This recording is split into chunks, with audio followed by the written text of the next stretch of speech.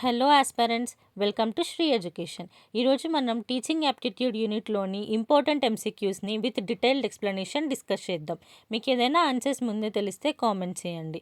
First question, teaching is best described as options: transfer of information from teacher to learner, process of facilitating learning, memorization of subject matters, classroom discipline. Answer B, a process of facilitating learning. Teaching అంటే just teacher నుండి లెర్నర్కి information transfer చేయడం కాదు. It is a planned and purposeful process of facilitating learning. Teachers suitable learning experiences create చేసి, స్టూడెంట్ని guide చేసి, feedback ఇచ్చి learning ఆబ్జెక్టివ్స్ని అచీవ్ చేయడానికి హెల్ప్ చేస్తాడు. Second question, which of the following is not a characteristic of teaching? Options: teaching is a social process, teaching is goal oriented, teaching is an interactive process, teaching always produces identical learning outcomes. Answer D, teaching always produces identical learning outcomes. Third question, the primary objective of teaching is to: options: complete the syllabus, maintain classroom discipline, facilitate desirable changes in learners, conduct examinations. Answer C, facilitate desirable changes in learners. Teaching యొక్క main objective syllabus complete చేయడమే కాదు, లెర్నర్స్లో knowledge, skills, attitudes, values and బిహేవియర్లో desirable changes తీసుకొని రావడం teaching యొక్క primary objective. Fourth question, which level of teaching emphasizes understanding of relationships, principles and generalizations? Options: memory level, understanding level, reflective level, autonomous level. Answer B, understanding level. Understanding లెవెల్లో students just ఫ్యాక్ట్స్ని memorize చెయ్యరు, concepts మధ్య relationships, principles and జనరలైజేషన్స్ని understand చేస్తారు. అంటే వాట్తో పాటు why and how కూడా understand చేస్తారు. Fifth question, memory level teaching is mainly concerned with: options: critical thinking, problem solving, recall and recognition, independent research. Answer: recall and recognition, C. Sixth question, the highest level of teaching is generally considered to be: options: memory level, understanding level, reflective level, informative level. Answer C, reflective level. Teaching లెవెల్స్ని ఈజీగా ఎలా remember చేసుకోవాలో first నేను చెప్తాను వినండి. Memory level first, second understanding level, third reflective level.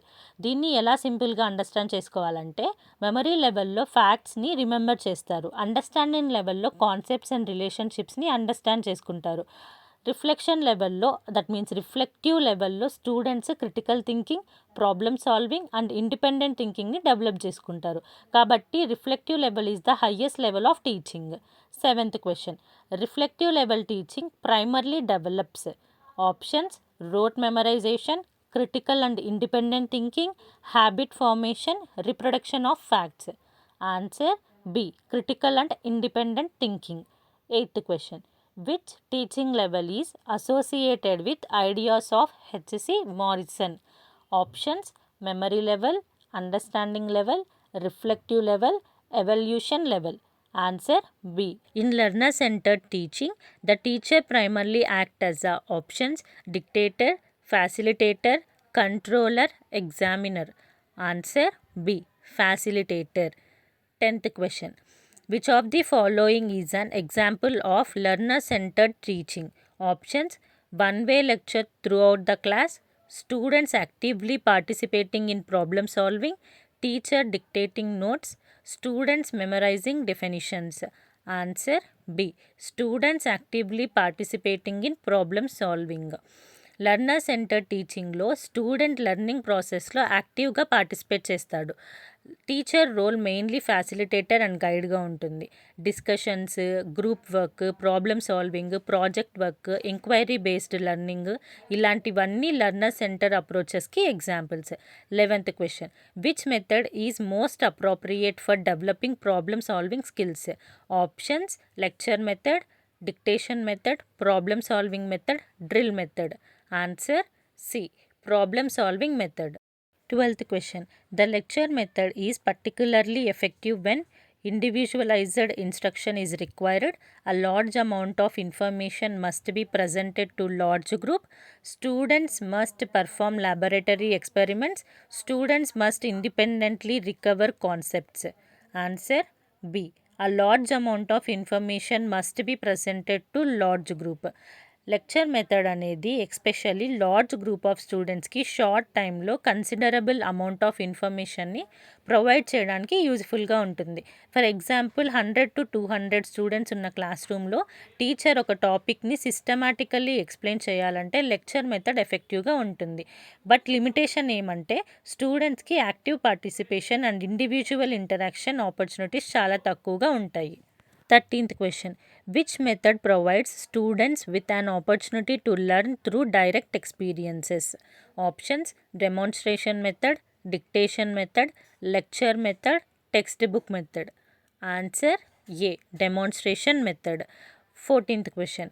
In a discussion method, the teacher should primarily: options: dominate the entire discussion, encourage participation and guide the discussion, prevent students from questioning, provide all answers immediately. Answer B. Encourage participation and guide the discussion. 15th question. Formative assessment is mainly conducted. Options: only at the end of the academic year, during the teaching learning process, only before exam, after the final examination. Answer B. During the teaching learning process. Formative assessment అనేది assessment for learning. ఇది teaching learning process జరుగుతున్నప్పుడు conduct చేస్తారు. Main purpose student ప్రోగ్రెస్ని monitor చేయడం and immediate feedback ఇవ్వడం. టీచర్కి student ఎక్కడ mistake చేస్తున్నాడో తెలిస్తే టీచింగ్ స్ట్రాటజీని చేంజ్ చేసి లెర్నింగ్ ఇంప్రూవ్ చేయొచ్చని దీని మీనింగ్. ఎగ్జాంపుల్స్ ఏమంటే క్లాస్ రూమ్లో క్వశ్చన్స్ అడగడం, క్విజెస్ పెట్టడం, అసైన్మెంట్స్ ఇవ్వడం, class tests and feedback. 16th question.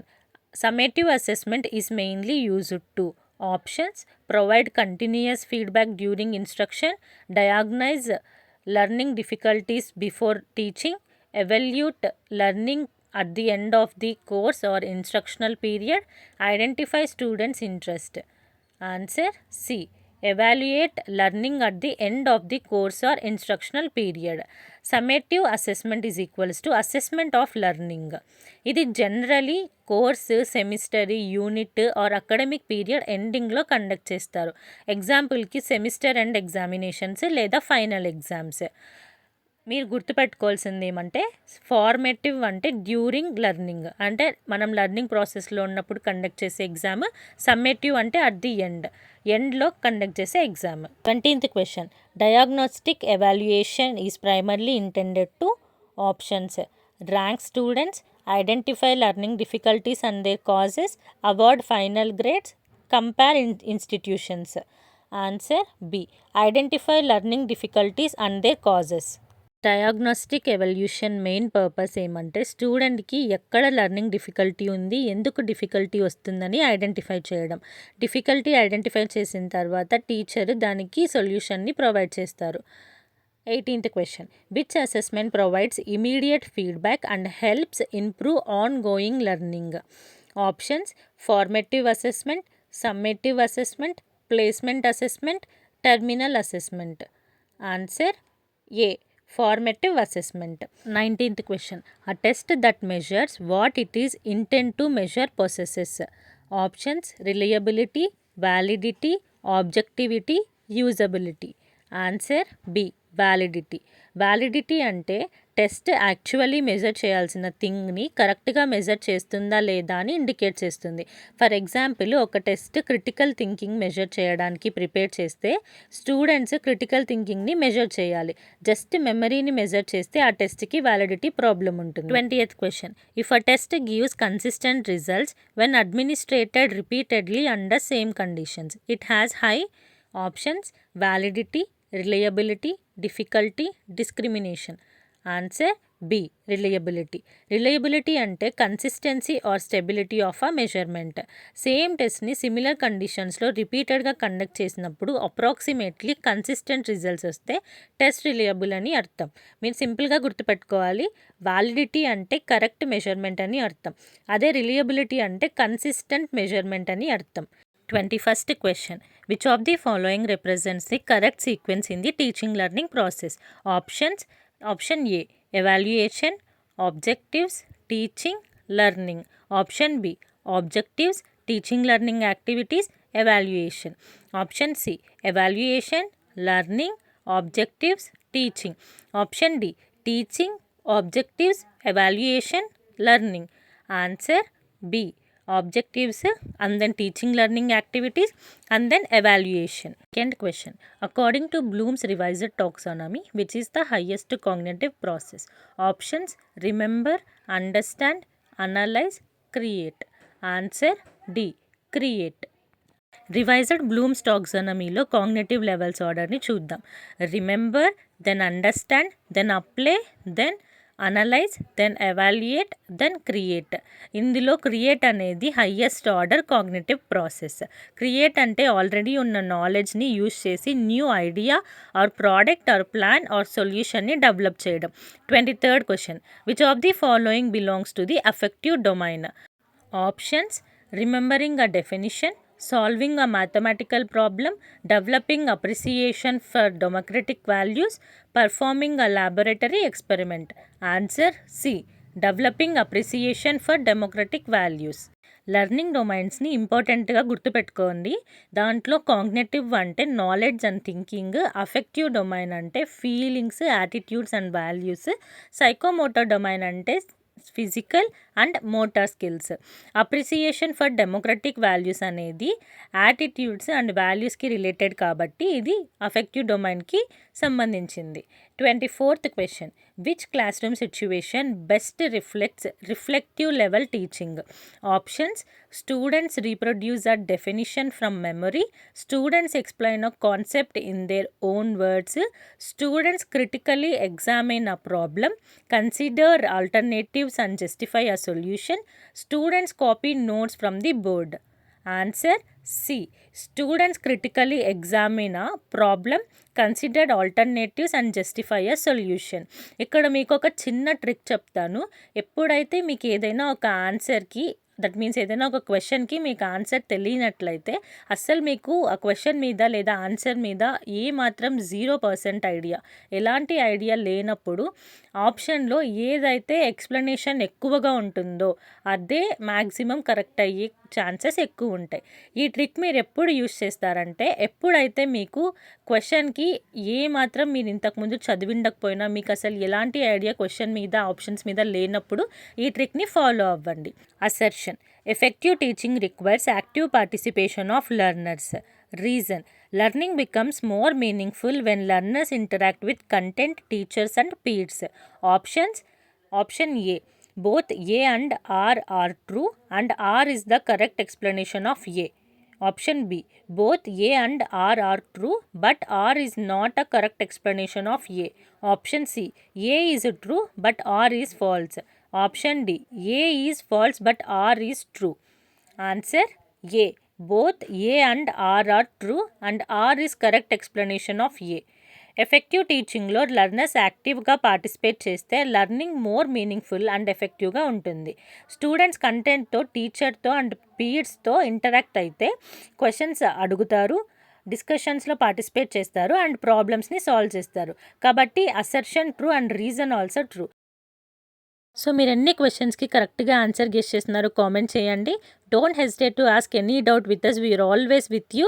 Until then, happy learning. Do follow and subscribe for this channel for more UGC Net updates.